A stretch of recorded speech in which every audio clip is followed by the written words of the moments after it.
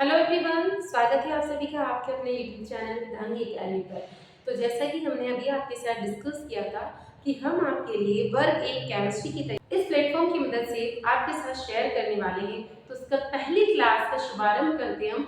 सबसे पहले जैसा कि इम्पॉर्टेंट है कि किसी भी सब्जेक्ट की तैयारी करने से पहले हमें उसका सिलेबस बहुत अच्छे से पता होना चाहिए।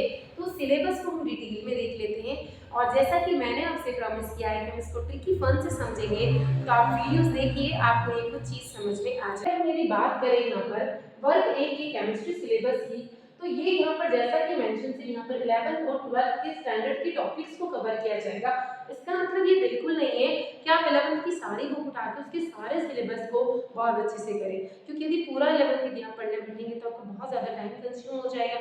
सेम वैसे ही 12th, सिर्फ यहाँ पर मेंशन ये किया गया है कि जो टॉपिक्स हमने लिए हैं उनका स्टैंडर्ड जो रहेगा 11th और 12th। यदि आपका बेसिक्स अच्छे से क्लियर नहीं है तो आप डायरेक्ट 11th की वापस बुक भी उठाएंगे। मैं ये बिल्कुल नहीं कह रही हूँ कि आपका 11th 12th केमिस्ट्री नहीं आता, आपने पीजी किया होगा तभी तो आप एलिजिबल हैं, तो डेफिनेटली। लेकिन अब हमारे पास में समय कम है, हमें ऐसी ट्रिक से समझना है कि हमें मेमोराइज भी हो जाए और हमारा सिलेबस भी कंप्लीट हो जाए। तो देखिए यहाँ पर जो 3 पोर्शन में हमने केमिस्ट्री को डिवाइड किया है, उन सारे टॉपिक्स को हमें बहुत अच्छे से क्लियर करने की जरूरत है। सबसे पहले देखिए कि अगर हम फिजिकल केमिस्ट्री की बात करें तो मैं स्टेट ऑफ मैटर्स लिया हुआ। अब स्टेट ऑफ मैटर्स में हम जनरली इसके टाइप्स को नहीं पढ़ेंगे, इससे अगर हमें न्यूमेरिकल्स भी देखने को मिलते हैं। आजकल की एग्जाम का क्रेज कर दिया, न्यूमेरिकल बेस्ड क्वेश्चन ज्यादा कर दिए, तो उन क्वेश्चंस को हम कम टाइम में कैसे सॉल्व करें, क्योंकि हमें यहाँ पर आंसर राइटिंग तो करना है। देखो इंपॉर्टेंट क्या है, 11th 12th में हम आंसर राइटिंग करते तो पूरा डिटेल में आंसर लर्न करते हैं। अब उस क्वेश्चन में से किस तरह से ऑब्जेक्टिव बन जाए, उसके पीछे का क्या हो सकता है क्या नहीं हो सकता है, ये हमें पता होना चाहिए। ठीक है, क्योंकि हमारे पास एक और में तो ऑप्शंस अवेलेबल है नहीं, तो हमें उसे उस कॉम्पिटिटिव एग्जाम्स के मोड से पढ़ना है, ना कि डिटेल में इस हिसाब से क्या आंसर राइटिंग करें। इसके बाद थर्मोडायनेमिक्स, ये चैप्टर ही अपने आप में इतना बड़ा चैप्टर है, इतने सारे टॉपिक्स को उसने कवर किया कि भर भर के न्यूमेरिकल्स, भर भर के रिएक्शंस यहाँ से बनती है, और ये न्यूमेरिकल्स और रिएक्शन को कॉम्बो करके क्वेश्चंस यहाँ पर हमें देता है। तो एक एक चीज हमें क्लियर करना है। सेम वैसा ही है जो केमिकल काइनेटिक्स है, न्यूमेरिकल्स यहाँ से फेवरेट बनते हैं, इससे काफी अच्छे क्वेश्चंस इसमें से बनते हैं केमिकल काइनेटिक्स में से, तो हम इसको ट्रिक की हेल्प से सॉल्व करेंगे। तो यदि हम बात करें यहाँ पर केमिकल काइनेटिक्स की, तो यहाँ पर भी काफी सारे रिएक्शंस अलग अलग टाइप की, first order, second order, zero order, pseudo order, उसके बाद rate of reaction, rate constant, काफी सारे ऐसे टॉपिक्स बन जाते हैं जिनसे क्वेश्चंस बन सकते हैं। अब इम्पोर्टेंट क्या है कि हमको वहां पे फर्स्ट ऑर्डर रिएक्शन पूरा डिराइव करके नहीं बताना है, फर्स्ट ऑर्डर रिएक्शन डिराइव करके नहीं बताना है। अगर फर्स्ट ऑर्डर कांस्टेंट को याद कर ले तो उसकी ध्यान पर हम क्वेश्चंस को कैसे सॉल्व करें वो ट्रिक हमें सीखनी है, तो वही हम कोशिश करेंगे आपको सब कुछ ट्रिक को सॉल्व करेंगे। सॉल्यूशन चैप्टर है, सिंपल सा चैप्टर है, इसकी यदि आप थ्योरी को भी पढ़ लेंगे और उसके बाद जो 11th में हम पढ़ते हैं मोलारिटी, मोल्स, इनके क्वेश्चंस आपको ज्यादा बनते हैं, टाइप्स ऑफ सॉल्यूशंस बन जाते हैं, लेकिन इसमें एग्जांपल्स के आने की ज्यादा प्रोबेबिलिटी है। तो देखो किस टॉपिक से कौन सा क्वेश्चंस पूछे ज्यादा जाते हैं, उसको हमें अच्छे से प्रिपेयर कर लेना, ठीक है। इसके बाद हम बात करेंगे सरफेस केमिस्ट्री, इलेक्ट्रोकेमिस्ट्री वापस से रिएक्शन बेस्ड चैप्टर है, काफी ज्यादा इसमें से इलेक्ट्रिकल बायोलॉजी रिएक्शंस काफी ज्यादा पूछी जाती है, और रेडॉक्स रिएक्शन, ये सिंपल सा टॉपिक है, इसको आप क्लास 10 की बुक से भी करेंगे तो ऑलमोस्ट आपका कंप्लीट यहाँ पर हो जाएगा। इसके बाद बात करेंगे स्ट्रक्चर ऑफ मैटर, तो ये अच्छा चैप्टर है, सिंपल है, मैटर में हमें थ्योरी बेस्ड में भी हम अच्छे मार्क्स को कवर अप कर सकते हैं। केमिकल बॉन्डिंग में हमें सारे बॉन्ड पता होने चाहिए, क्योंकि बॉन्ड में बॉन्ड एंगल, ज्योमेट्री, ये क्वेश्चन ज्यादा पूछेगा आपको। इसके बाद क्लासिफिकेशन ऑफ द एलिमेंट, लंबी लंबी रिएक्शन दे दी है, उसका नाम पूछ लिया, तो पहले एक एक एलिमेंट का हम क्लासिफिकेशन करना सीखें, उसका नोमेनक्लेचर कैसे किया गया, इजी ट्रिक से हमें सीखना है नोमेनक्लेचर, क्योंकि अब नाम नहीं पूछेगा डायरेक्ट, नाम किस टाइप से पूछेगा, भैया इसके फॉर्म पूछ लेगा, इसके बाद का प्रोडक्ट पूछ लेगा, कौन सी जगह होना चाहिए, ऑर्थो मेटा पैरा, ये सारी चीजें यहाँ पर हमसे पूछी जाती है। इसके बाद है यहाँ पर ये सारे ब्लॉक, तो हमें पीरियोडिक टेबल पहले से ही लर्न करने लिए अच्छे से लर्न कर लेनी है, तो हमें ये काफी अच्छे से यहाँ पर काफी हद तक बहुत अच्छे से ये समझ में आ जाएगा। उसके बाद यदि हम बात करें ऑर्गेनिक केमिस्ट्री की, तो सारे बेसिक कॉन्सेप्ट पहले से ही क्लियर हो, एलिमेंट का नाम वगैरह, पीरियोडिक टेबल बहुत अच्छी से हो।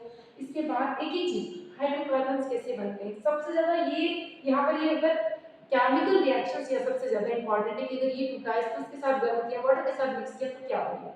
इसके बाद अल्कोहल का पूरा नोमेनक्लेचर, अल्कोहल किसके साथ मिलकर क्या बनाता है, प्राइमरी, सेकेंडरी, 1 डिग्री, सेम वैसे ही phenol ether aldehyde ketone carboxylic acid, ये सारे आपके क्लास 12 के टॉपिक्स हैं। एनसीईआरटी में से रीडिंग जरूर करनी है हमें। आप चाहे कहीं से भी पढ़ रहे हो, दांगी एकेडमी के साथ पढ़ रहे, कहीं से भी पढ़ रहे, इंपॉर्टेंट है प्रिपरेशन अच्छी होनी चाहिए। तो सारे अब हमें हेलो एल्केन्स, हैलोजन जब एल्केन के साथ में रिएक्शन करेंगे तो क्या बनेगी, सारे आपके क्लास 12 के टॉपिक्स है, तो वो सारे लेवल वही का आपसे पूछा जाएगा।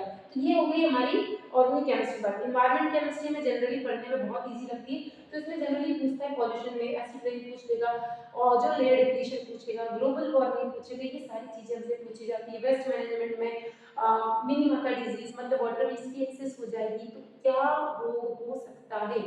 तो अभी हमने कोशिश की है कि हम बायोलैंग्वेज आपके साथ में डिटेल प्रोवाइड करें, मतलब इंग्लिश और हिंदी दोनों का ही।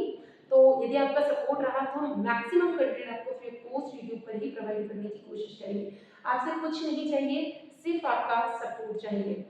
तो अभी बात करते हैं, ये होगी हमारे एनवायरमेंटल केमिस्ट्री। इसके बाद हम पेडागोजी, सिर्फ केमिस्ट्री नहीं, क्योंकि देखो अभी तक हमारा जो मेंस हो रहा था उसमें क्या हो रहा था कि सिर्फ केमिस्ट्री के क्वेश्चंस आ रहे थे, लेकिन अब क्या हो रहा है मेंस में भी ये सारी चीजें पूछी जाने लगी हैं।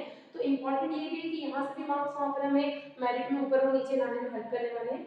तो पेडागोजी भी हम आपके साथ में शेयर करने वाले हैं। पेडागोजी के हमें कुछ नहीं चाहिए, सिर्फ आपका सपोर्ट चाहिए। तो ये सारी चीजें हमें बहुत अच्छे से पढ़ लेना है। तो अब इम्पोर्टेंट क्या है देखिए, कुछ कोचिंग्स का इम्पोर्टेंट क्या होता है कि वो डायरेक्ट आपको क्लास 11th का कोई टॉपिक उठाया, उसका चैप्टर उठाया और पूरा पूरा पूरा पूरा थ्योरी आपको समझाने लगेंगे। ऐसे में क्या होगा, बहुत लंबे लंबे वीडियोस तो उनके क्रिएट हो गए हैं, अब लास्ट में 50% कोर्स भी कंप्लीट नहीं हुआ, अब उठा के क्या करेंगे, ऑब्जेक्टिव की सीरीज आप लोगों के सामने लेकर आ जाएंगे। अब एक बात बताइए, आप ऑब्जेक्टिव लगा रहे, बहुत अच्छी बात है, जो आपने ऑब्जेक्टिव पढ़ा क्वेश्चन वही आया लेकिन ऑप्शन चेंज हो। अब इस टाइम पर आप क्या करने वाले, तो हम जो क्वेश्चन पढ़े, मेरे कहने का ये मतलब है कि जो टॉपिक आपने पढ़ा है उस टॉपिक का आगे पीछे ऊपर नीचे दाएं बाएं सबको यदि हम लेकर चलते हैं, क्या हो सकता है क्या नहीं हो सकता है, किस किस के साथ रिएक्शन कर सकता है, तो हमारे सिलेक्शन होने की प्रोबेबिलिटी क्या हो जाती है, थोड़ी सी बढ़ जाती है। बहुत सारी जगह देखो होगा 25 ऑब्जेक्टिव लिया है, 100% यही आ रहा है, आप निकाल के देखना 100 वीडियो देखोगे, दो चार ऑब्जेक्टिव्स आपके फंसेंगे, तो आपको कितना टाइम कंज्यूम हो रहा है, आधी घंटे की वीडियोस आपने देख ली है। तो आप ऑब्जेक्टिव लगाइए, मैं बिल्कुल ये नहीं कह रही हूँ आप ऑब्जेक्टिव मत लगाइए, लेकिन आपका जो टॉपिक है, जो कॉन्सेप्ट है, उसको क्लियर लिखकर चलिए। तो यहाँ पर ये बात, अब क्या होगा, इतना हाई लेवल का कुछ जगह आपको देखने को मिलेगा कि नेट में भी नहीं पूछा जा रहा है, पेपर देखने के बाद तो ये देखने को मिल रहा है। अब कुछ लोगों ने एमएससी कर ली होगी, कुछ लोगों ने बहुत अच्छे से पढ़ा होगा, कुछ ने, मैंने ये भी आपसे कहा ना, तो आंसर राइटिंग नहीं करनी, एग्जाम में हमने आंसर रट लिया और लिख दिया तो भी हमारा काम हो जाएगा, लेकिन यहाँ पर रटने से काम तो होने वाला नहीं है, क्योंकि हमें नहीं पता कि कौन से टॉपिक से किस टाइप से ऑब्जेक्टिव पूछा जाएगा। तो कॉन्सेप्ट हमारा क्लियर होना चाहिए, ट्रिक के साथ क्लियर होना चाहिए, सिलेबस काफी वास्ट है, उसमें से ट्रिक से हमें चीजें निकालनी है। तो हम ना ज्यादा लो लेवल का पढ़ सकते, इतना लो पढ़ लिया कि एग्जाम में उसका पूछे नहीं, या ना हाई पढ़ लिया कि सब उस टाइप का पूछे नहीं। तो हमें सारी चीजों को कंबाइन करके पढ़ना होगा, जिस टॉपिक से हमें बहुत अच्छी से आता है उसको और अच्छे से डिटेल में पढ़ना होगा, ताकि जब क्वेश्चन आए तो छूटे नहीं। जैसे अभी रिसेंट में एमपी में एग्जाम्स तो कितनी हुई है, मार्क्स तो भर भर के ला रहे हैं बच्चे, लेकिन सीधे आ ही नहीं रही है, तो ऐसे में कंपटीशन काफी तगड़ा होगा। तो आप इस चीज को माइंड से निकाल दो, हमें कंपटीशन तगड़ा और नेगेटिविटी लानी नहीं है, भैया 100 सीट आ रही है ना, मुझे एक ही सीट चाहिए। इम्पोर्टेंट क्या है, मेरे लिए तो एक है, 10,000 है 20,000 है कोई फर्क नहीं पड़ता, क्योंकि देखो आपके ऐसा सोचने से आपका सिलेक्शन नहीं होगा कि 100 ही सीट है, तो आप पॉजिटिव ही लो ना, 100 ही सीट है तो होने दो, मुझे तो एक ही सीट चाहिए। बस इसी पॉजिटिव थिंकिंग के साथ मैं आप लोगों के लिए यहाँ पर कोशिश कर रही हूँ मैक्सिमम कंटेंट को बिल्कुल फ्री ऑफ कॉस्ट लाने की, बस आप सपोर्ट करिएगा और कोशिश करूंगी मैं कि लाइव हम लेकर आए। टाइम मेंशन कर दीजिएगा, जैसे कि मैंने कहा बायोलॉजी के लिए भी हम स्टार्ट करने वाले हैं, केमिस्ट्री के लिए मैं खुद लेने वाली हूँ, एकेडमिक हमारा अपनी जगह चलता रहेगा और पेडागोजी हमारी चलेगी बिल्कुल। तो टाइम कोशिश कीजिएगा कि लाइव हम किस टाइम पे ले, पेडागोजी की अलग सर है हमारे पास में, साथ में केमिस्ट्री की क्लास के लिए। बस अब इस वीडियो को मैं यही विराम दूंगी, तो टाइम जरूर मेंशन कीजिएगा, तो डेफिनेटली हम इसको स्टार्ट करने वाले हैं एज सून एज, और आप लोगों के लिए पीडीएफ भी एस अवेलेबल करवाएंगे आपके अपने चैनल दांगी अकेडमी पर। Thank you.